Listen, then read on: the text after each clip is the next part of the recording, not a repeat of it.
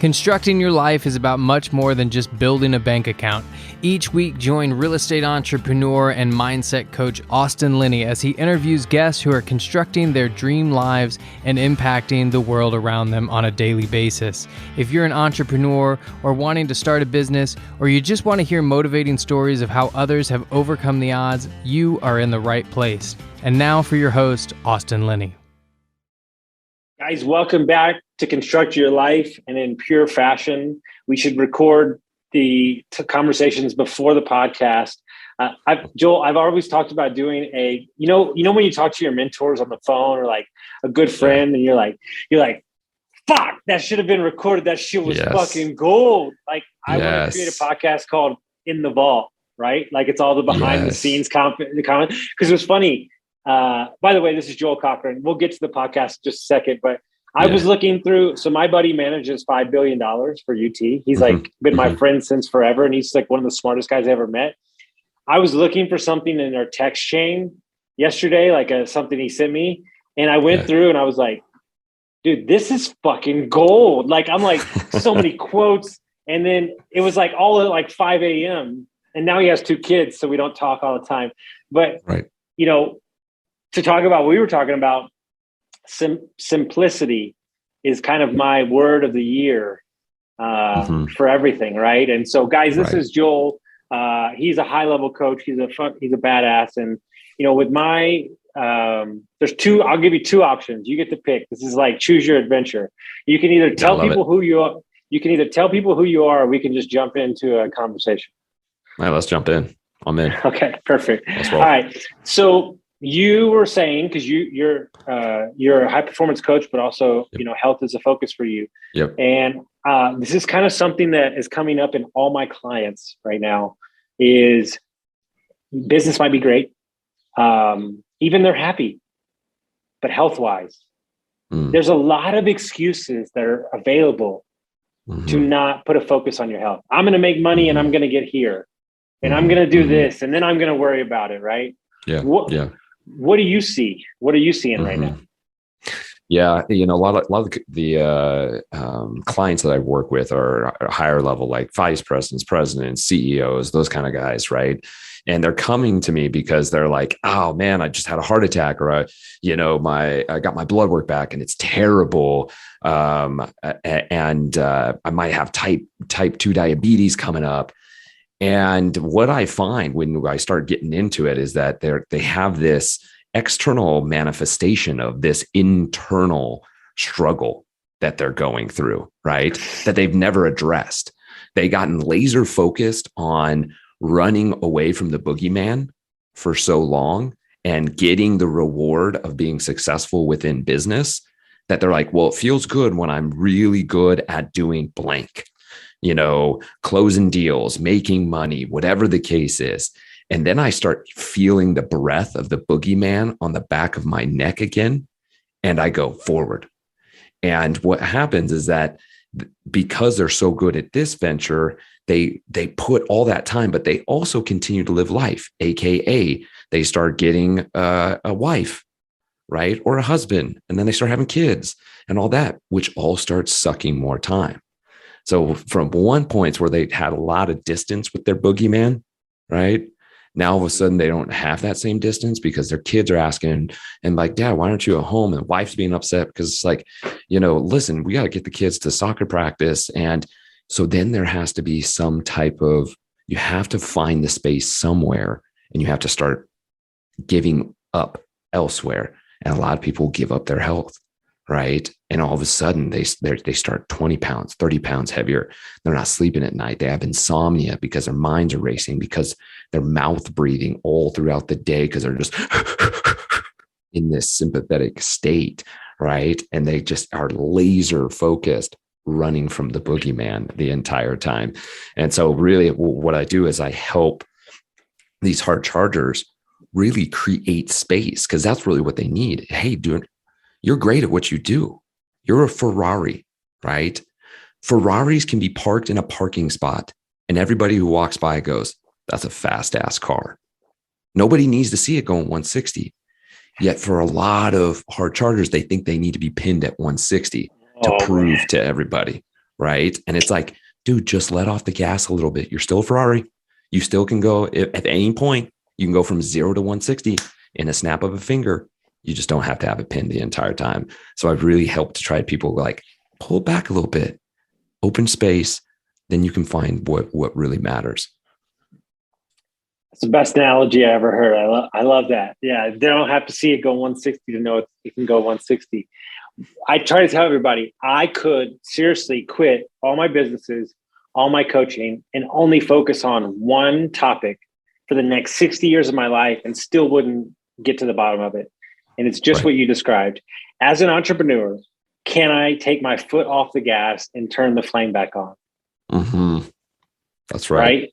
And so when in reference to your boogeyman, understand that the boogeyman is undefeated. Yeah.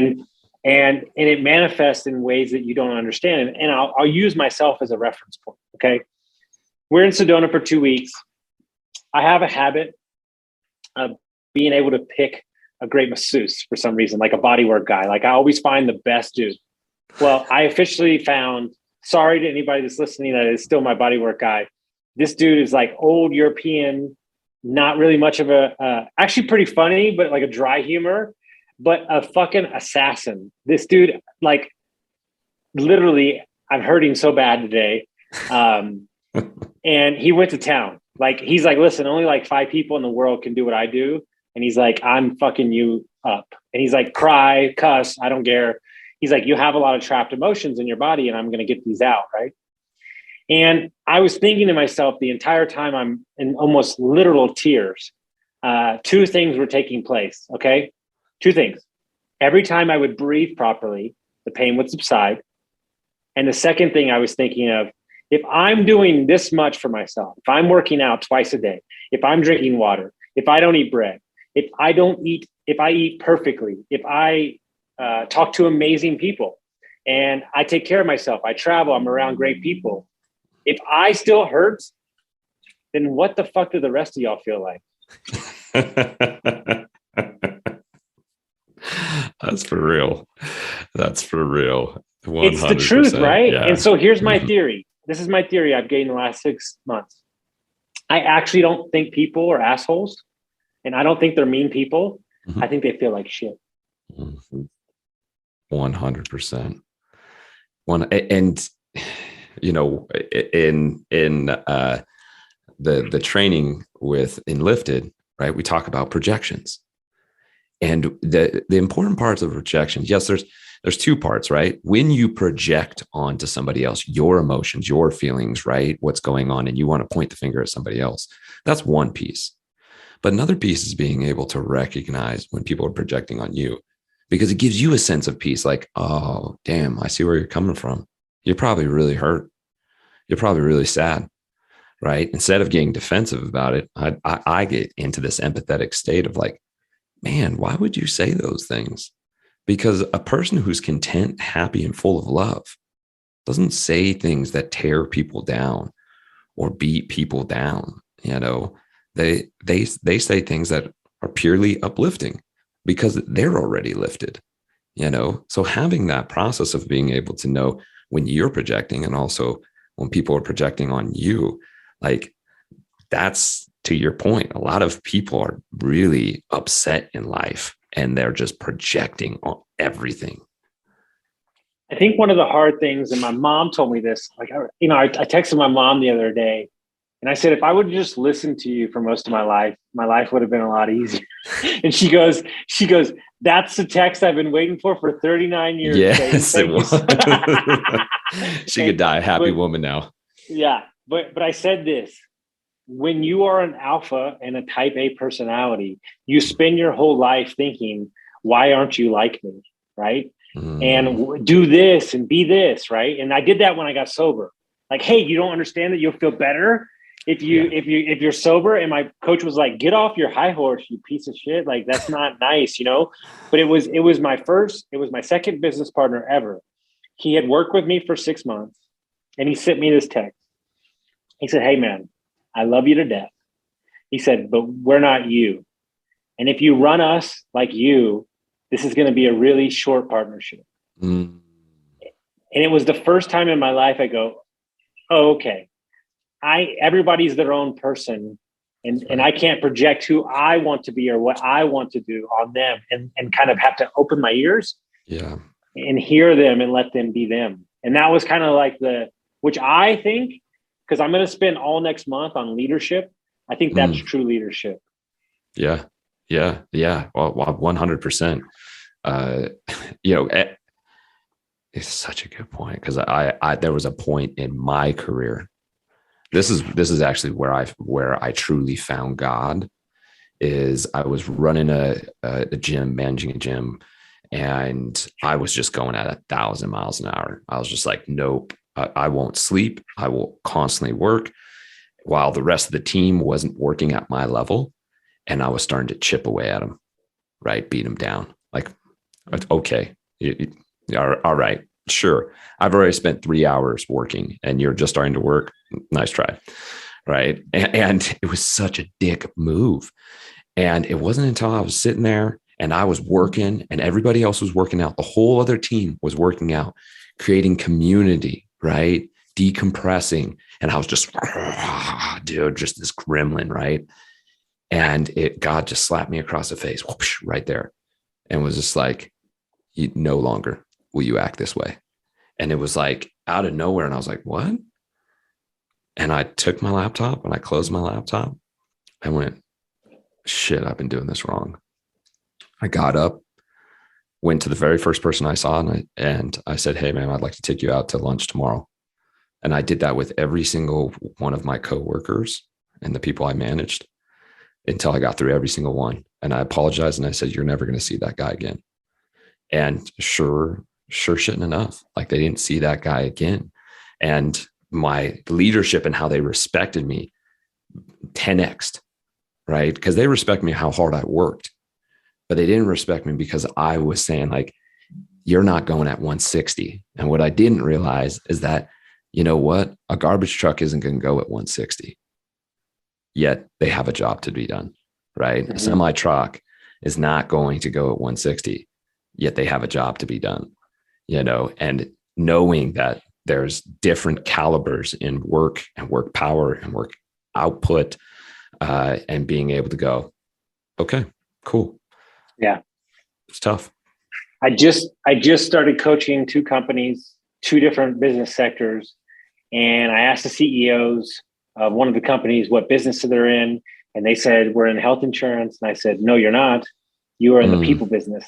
Right. And the other space is in crypto and everything. And he said, listen, I've built businesses before. I've been in the startup world. And he goes, the number one thing that I haven't done is I haven't really asked my employees what they want. And what I mean by that is like, not what they want in business because they're the best at what they do, but what they want for themselves. Right.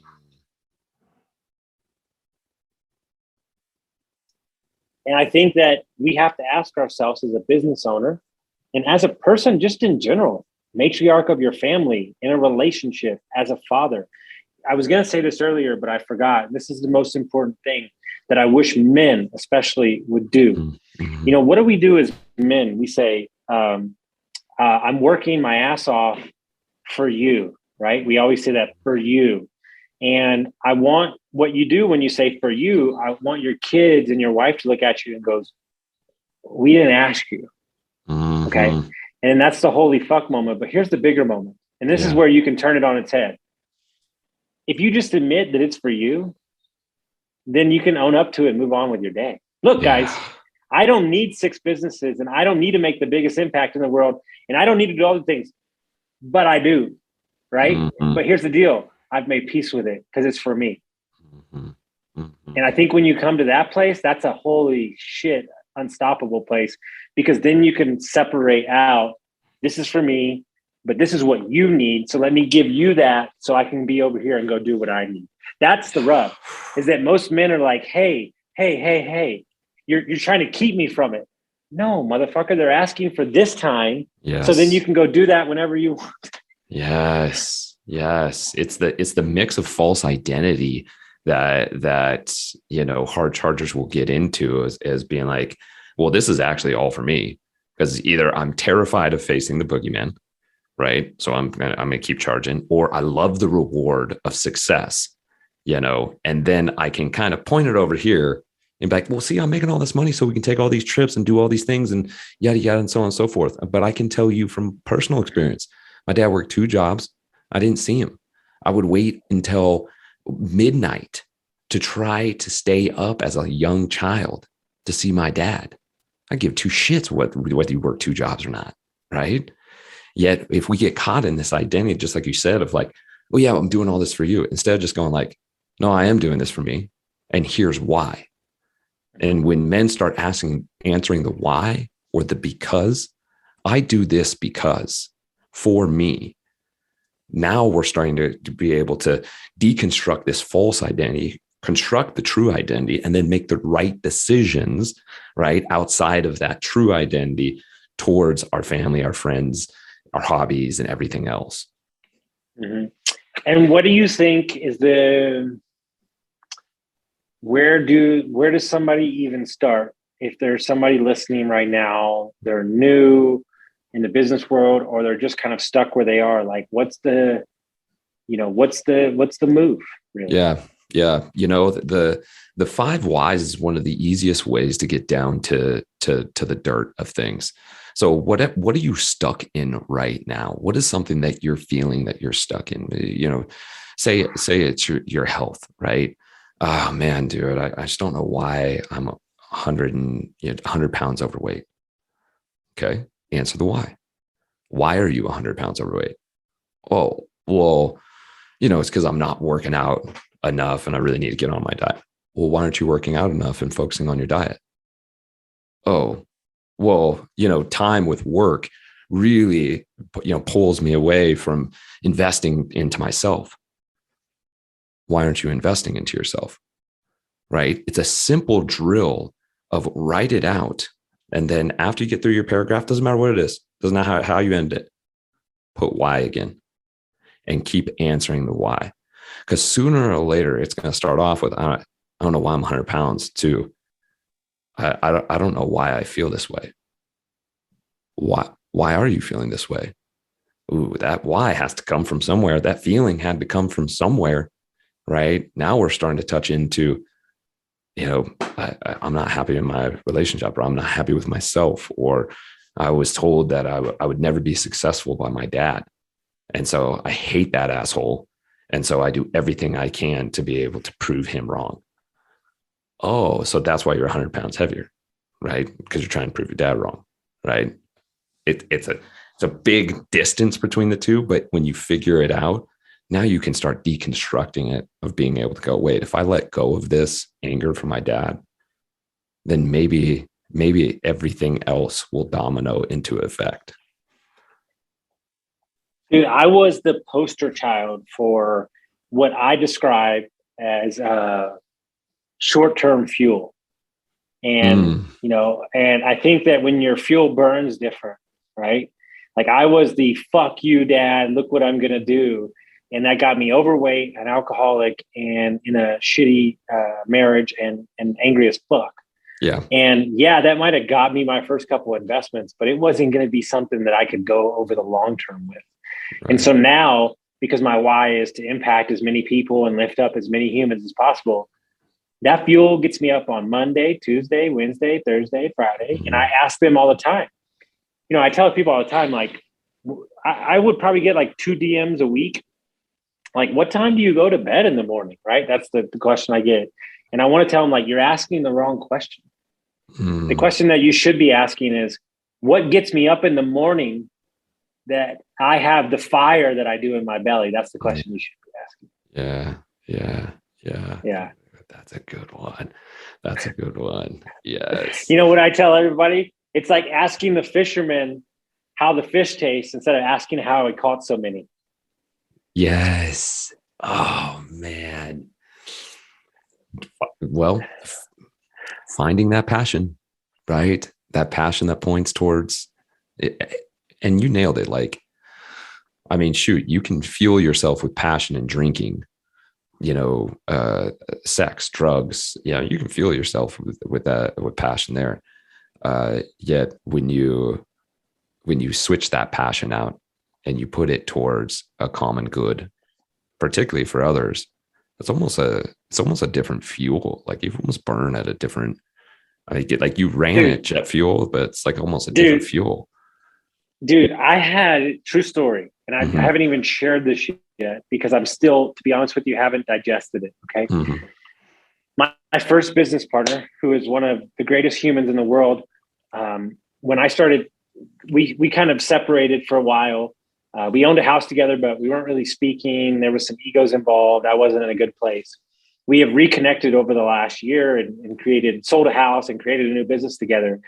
And he texted me and he said that you are the mentor and the figure, the leader of a community, and who you are as a person is who I've been looking for my whole life. And thank you for being that person, even more than my dad. Wow. And I was like, what?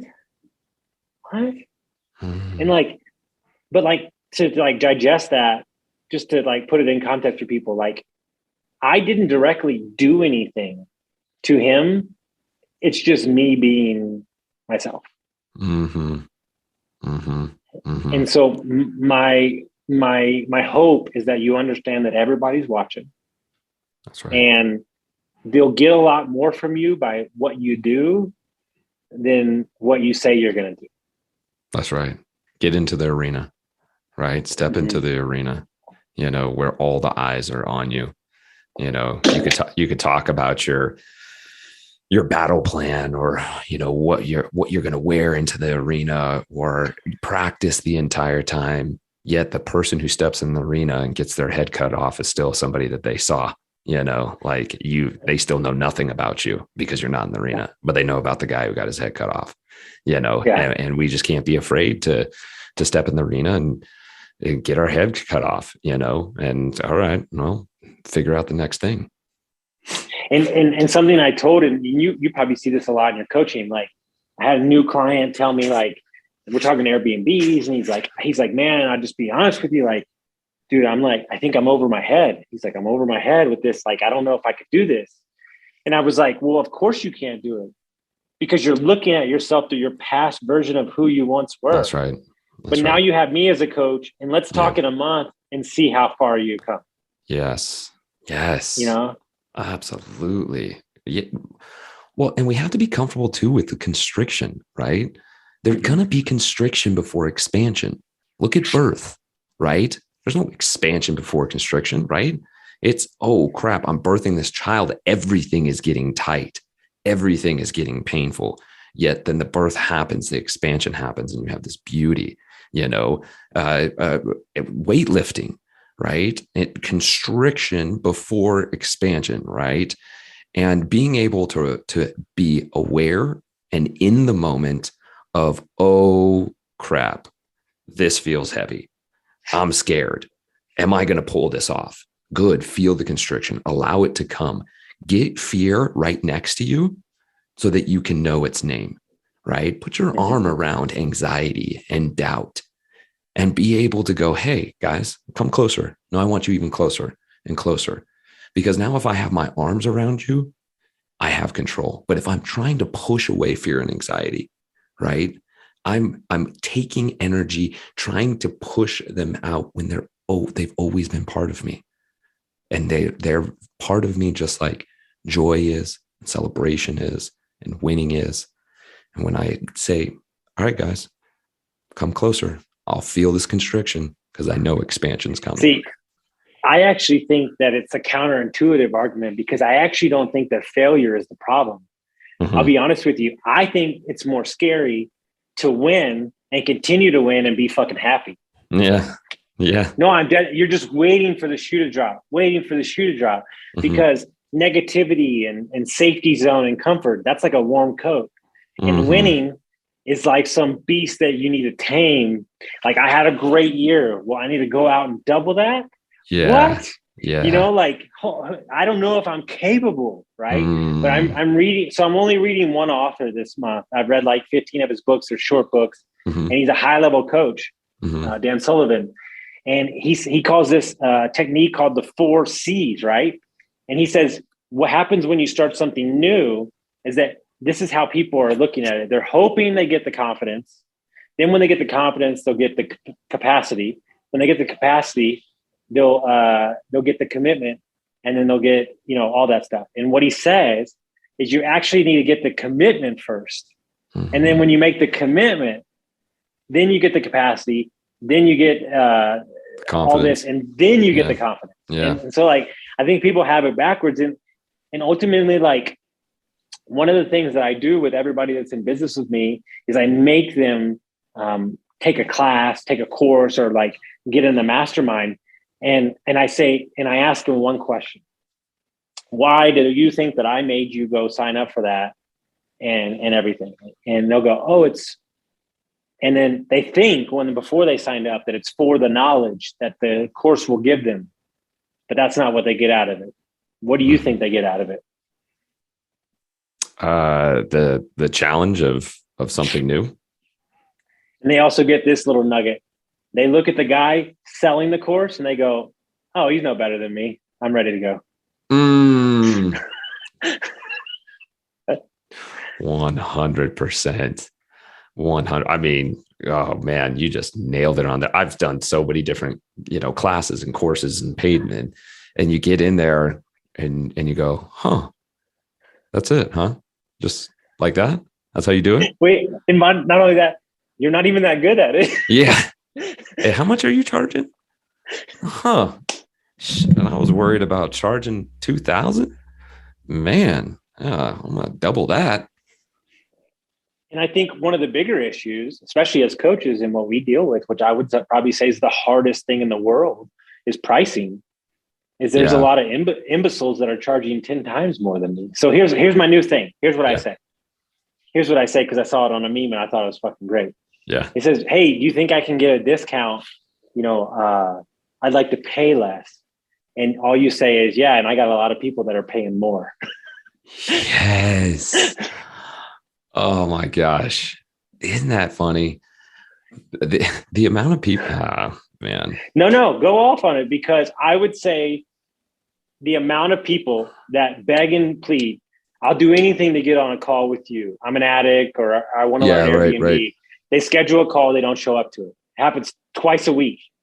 You're never getting that opportunity again. That's right. But if I make them if I charge them for a shitload of money, guess what? They show up. They show up.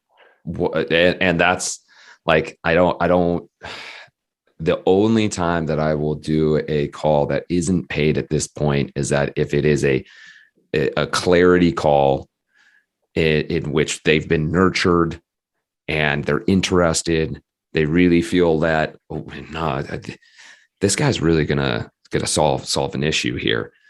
And it's the clarity call is only for high ticket sale. Anything that's just like a one-off, it's like somebody wants to meet up. Yeah, sure. No problem. Here's my link to my Calendly link, and the credit card information's in there, book it. And now I feel good about it because I'm getting paid for my time, and you show up because you paid for it. Mm-hmm. Yeah. I mean, I would say the most powerful thing I did is I had a client, I show up for a month, and I just canceled the invoice and walked away. And it was, I left 18 grand on the table, and I didn't even give a fuck. And his assistant reached out to me, and she was like, why'd you cancel it? And I'm like, cause he doesn't give a fuck anymore. And, and he was like, he kept asking her why. And I was like, dude, it's not that hard, bro. You didn't want to show up. I'm not wasting my time. And, I'll be honest with you. Let's not let me play it cool. I didn't want the money. Let's not me cool. That wasn't a big decision, but I made it a big decision that all the time and energy that I was spent on this person was better spent on other people that actually wanted to be around. That's right. Guess what? Wouldn't you know, I signed 3 clients that week for double the money. Yeah. 100%. And that's when you said to exactly when you're putting your energy into something in which your mind is going, this isn't working. This isn't working. This isn't working. then your mind can't see all the things that are working over here, because we have this focus that, oh man, he's not showing up. And this is it. It's the point of the reticular activating system of being able to focus on the things and create truth and proof of what we're seeing and saying. And by you being able to go, nope, gone.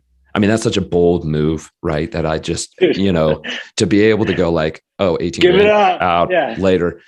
And that shows the identity that you have within yourself to be able to go, no, I know my worth, and my worth is not waiting around on you. Like, and I hope you see what true self-worth is here when I say your money doesn't matter. And then that opens you up to go, okay, not what I'm looking at. What do I want to see and what do I want to receive? Boom, here comes 3 new clients, right? At even better price. That's incredible. Yeah, no, and I think this, there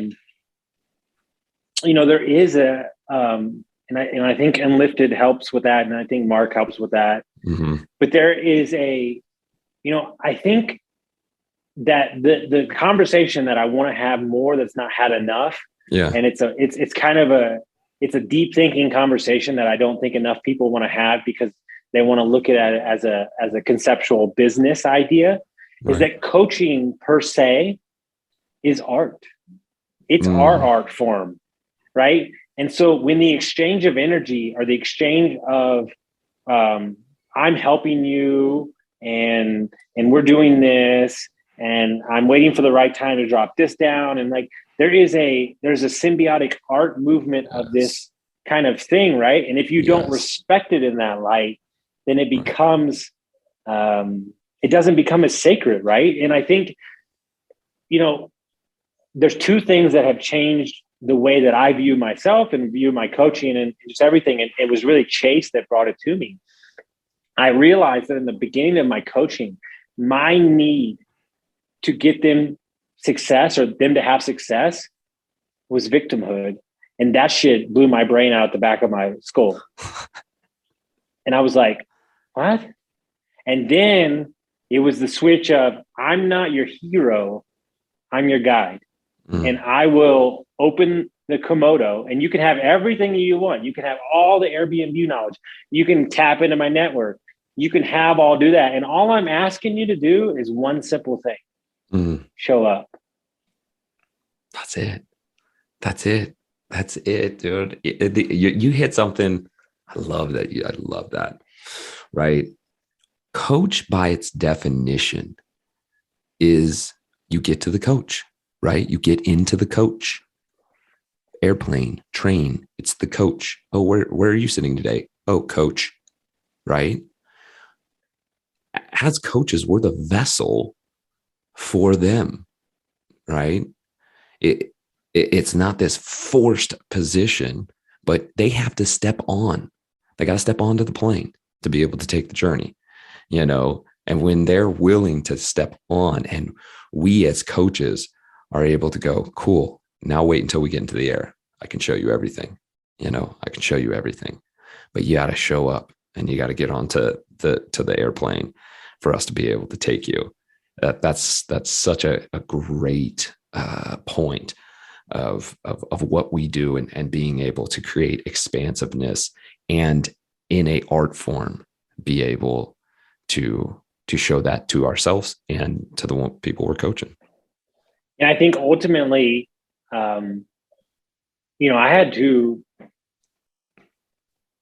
I was pleasurable because I'm very tactful these days, but my girlfriend was like, fuck, she heard a call. She's like, you just, for like 30 minutes, you just fucking eviscerated somebody. And I'm like, well, guess what? It's what he needed, And then there's other times where he needs his handheld.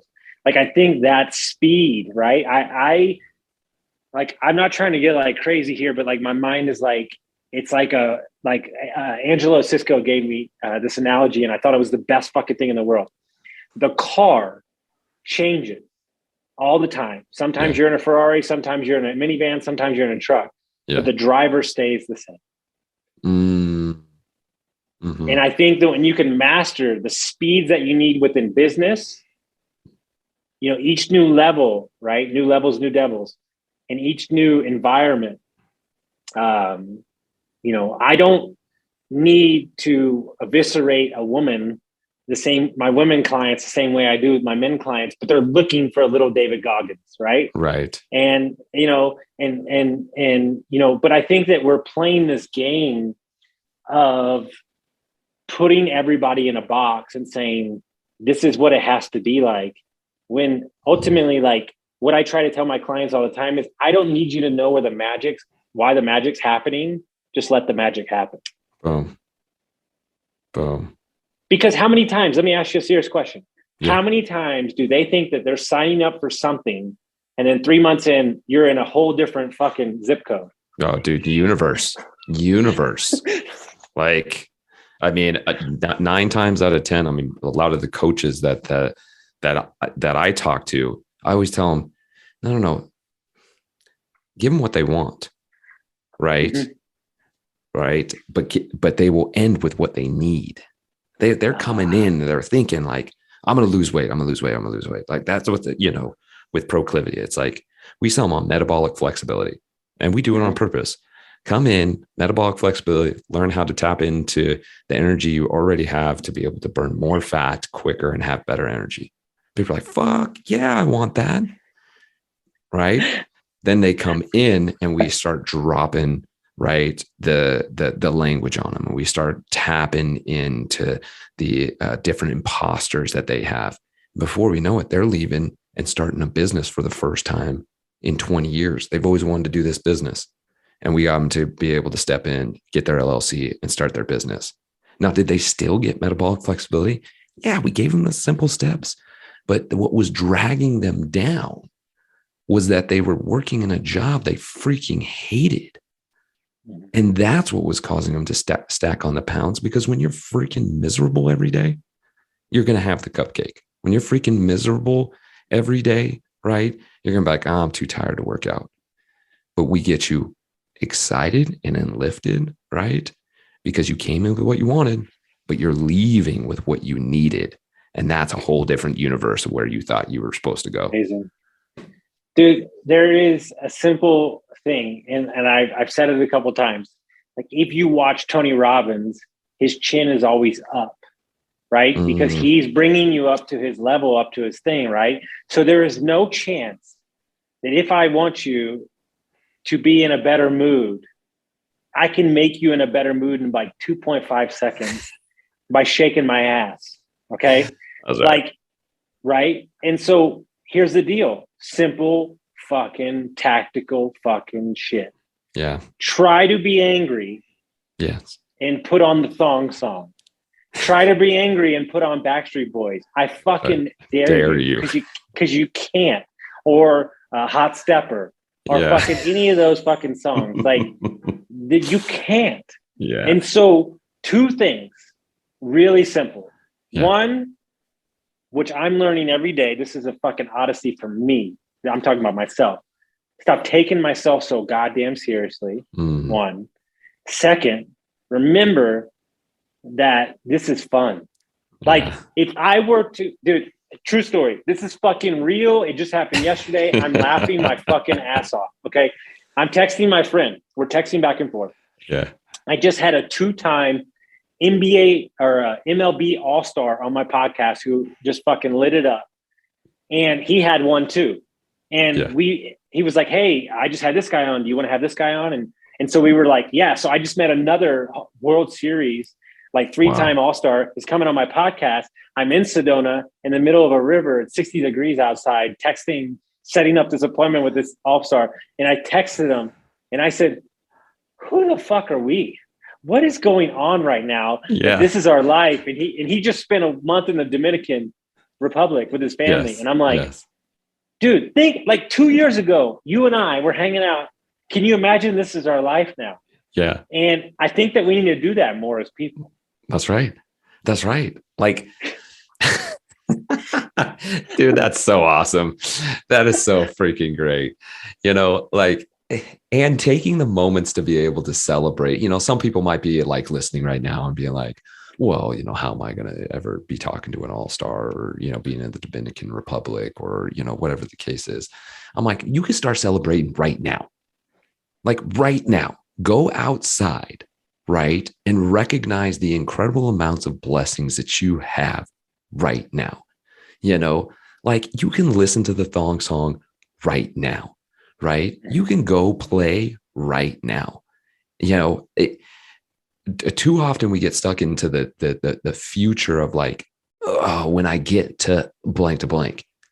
Yet if you start celebrating the smallest things right now, when you do get to the Dominican Republic, when you are hanging out with MLB All-Stars, right?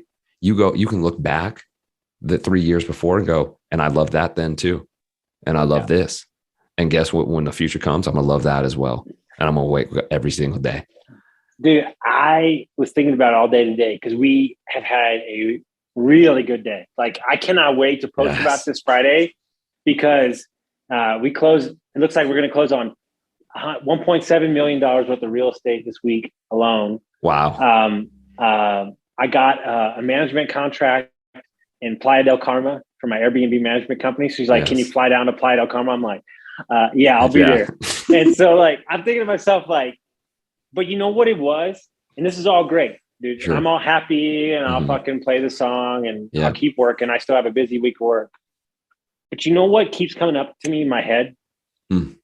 It's this word, these two words, decide and choice. I made a decision that I was going to be better, that I was going to get sober. I was going to lose weight. I was going to be happy no matter what. Nice. And I made a choice to do it. And we don't know where we're going to go. We don't know how high this is going to go. But ultimately, I was texting my friend the other day, and she's one of my really good friends. And I randomly ran into a coffee shop 4 years ago. I saw her on Instagram. I walked in the door. For 2 hours, she said, look, I know you're going to be successful, but who's going to be around when you're on the mountaintop? Because you hate everybody and you're pushing everybody away and you're a bloody knuckle climber. And she said, is that what you want to be? Why don't you talk to your dad? Why do you still drink every day? Like, I mean, really tough fucking questions. I'm sitting there just bawling in the fucking goddamn coffee shop. And I said, she goes, she'll never take credit for it because she said, you did the work. But every month I send her a text and I say, because of you, because you asked the right questions, I've impacted thousands. Because of one conversation, I've impacted thousands and maybe millions when I walk off this earth. Like those conversations, those calls, those things that you miss, that could have been your moment because you didn't want to show up for yourself.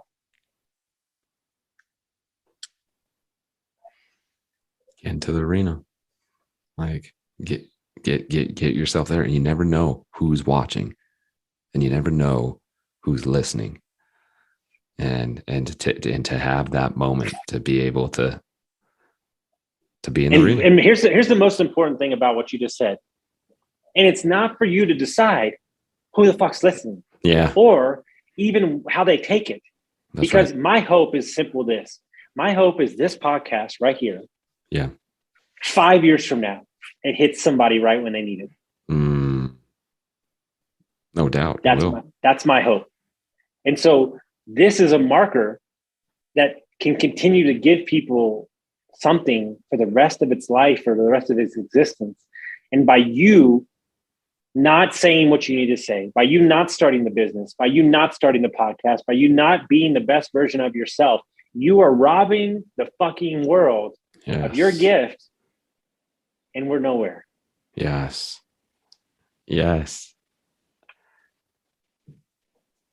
That's solid. So solid. I want to leave it there. We're going to leave it there. So, my man. Yeah. Wow, dude. I will fucking jump off this balcony right now. I'm so fired up. Let's go, dude. How do they find out about you? How do they follow you? Yeah, man. I don't even think we got your name in the whole Dude, it doesn't matter. It doesn't matter, dude. I can just be Ghost. You guys don't even. I got a song. know. I got a song for you. It's killer. Yes. It's called Ghost. Yeah. Yes. No, I really do. It's a really good song. But how do they find you? You can go to www.proclivity.co. That's our website. You can find me on Instagram, Joel Cochran _ or shoot me an email, joel@proclivity.co, if you guys are interested in being able to unwind those boogeymans from the past to be able to find the best body and the best life that you're looking to live. Wonderful. Guys, if you got some value from this, send it to your friends, share it with somebody to get some value, and we'll see you next time. See ya.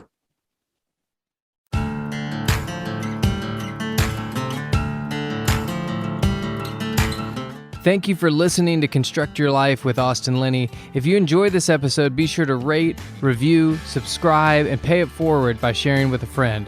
Most importantly, take this opportunity to start constructing your life by taking immediate action on what you learned. For show notes, resources, and more information on one-on-one coaching with Austin, visit constructyourlifepodcast.com.